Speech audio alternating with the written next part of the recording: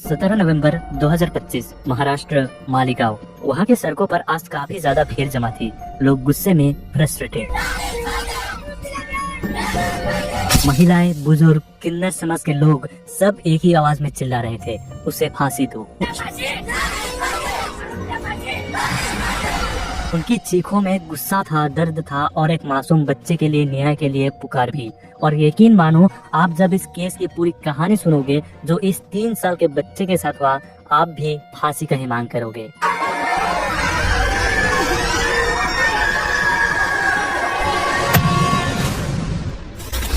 महाराष्ट्र के नासिक डिस्ट्रिक्ट के मालेगांव में एक छोटा सा गांव है, डोंगराले। इसी छोटे से गांव में रहती थी 3 साल की यदना, एक मासूम सी बच्ची जिसका उम्र अभी खेलने कूदने का था। अपने माँ बाप और दादा दादी के साथ हंसी खुशी अपना बचपन बिताते यदना रोज दोपहर को खाना खाकर अपने घर के पास ही मोहल्ले के दोस्तों के साथ खेलने जाया करती थी।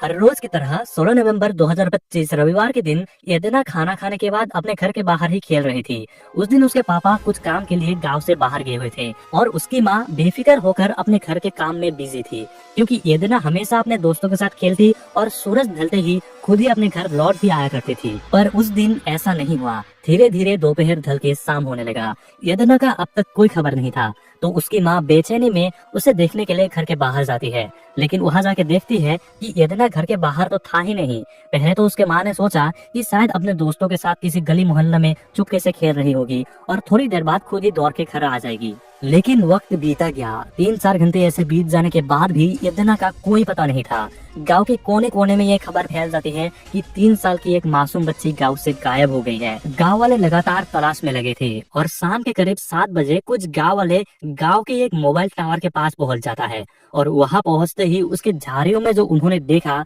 उसने सबका होश उड़ा दिया। मोबाइल टावर के पास घनी झाड़ियों में यदना का बॉडी पड़ा हुआ था, वो भी पूरी तरीके से निवस्त्र हालत में। लोग इसे देखते ही समझ जाते हैं कि उस बच्ची के साथ कुछ बहुत ही गंदा, कुछ बहुत ही बुरा हुआ है। लोग भड़क उठते हैं, सब लोग गुस्से में फूट पड़े और पुलिस को तुरंत इन्फॉर्म किया गया। पुलिस तुरंत साइट पर पहुंचकर बॉडी को कब्जे में लिया, उसे पोस्टमार्टम के लिए भेज दिया और इनिशियल इन्वेस्टिगेशन की शुरू की। पुलिस ने जब गांव वाले और उन बच्चों से बारीकी से पूछताछ की जो उस दोपहर यदना के साथ खेल रहे थे, तो एक बहुत ही अहम क्लू सामने आता है। उस दिन दोपहर के करीब कुछ लोगों ने देखा कि उस गाँव का ही एक 24 साल का जवान लड़का विजय खरनार यदना को अपने साथ ले जा रहा था। ये बात उन बच्चों ने भी बताया कि विजय अंकल यदना को चॉकलेट देंगे बोल के अपने साथ ले गया था। बस यही सुनकर पुलिस का पूरा शक विजय पर टिक गया और तुरंत उन्होंने विजय का तलाश शुरू कर दिया। तब तक विजय अपने घर से फरार हो चुका था, लेकिन टेक्निकल सर्वेलेंस और ट्रैकिंग के मदद से पुलिस ने उसी रात विजय को अरेस्ट किया और इंटरोगेशन की शुरुआत की। पुलिस ने रात भर विजय से सख्ती से पूछताछ की। सवालों के बोझ में उलझे विजय आखिरकार टूट गया और सच्चाई का कबूल करते हुए उसने बताया कि उसने ही 3 साल की यदना की जान ली। कुछ खबरों के मुताबिक विजय ने पूछताछ के दौरान बताया कि लगभग 1 महीना पहले उसका यदना के फादर से कुछ झगड़ा हुआ था और इसी झगड़े का बदला लेने के लिए उसने यदना को निशाना बनाया। विजय, जो एक टेक्सटाइल फैक्ट्री में मजदूर था, अपने दादी के साथ उसी गांव में रहता था, लेकिन उस दिन उसका दादी किसी काम से बाहर गई हुई थी। घर में विजय अकेला था और इसी अकेलापन का फायदा उठाकर उस दिन दोपहर के करीब 3 बजे वो यदना के पास गई, जहां यदना अपने दोस्तों के साथ खेल रही थी। उसे एक चॉकलेट देने का बहाना से अपने घर ले आया। वहाँ उसके साथ पहले सारे दरिंदगी की हद पार कर दी और फिर अपनी जुर्म छुपाने के लिए उसने एक बड़ा भारी सा पत्थर से यदना का सिर को कुचलकर उसे मार दिया और उसकी बॉडी को ले जाकर उसके घर के पास एक टावर के पास झाड़ियों में छुपा दिया।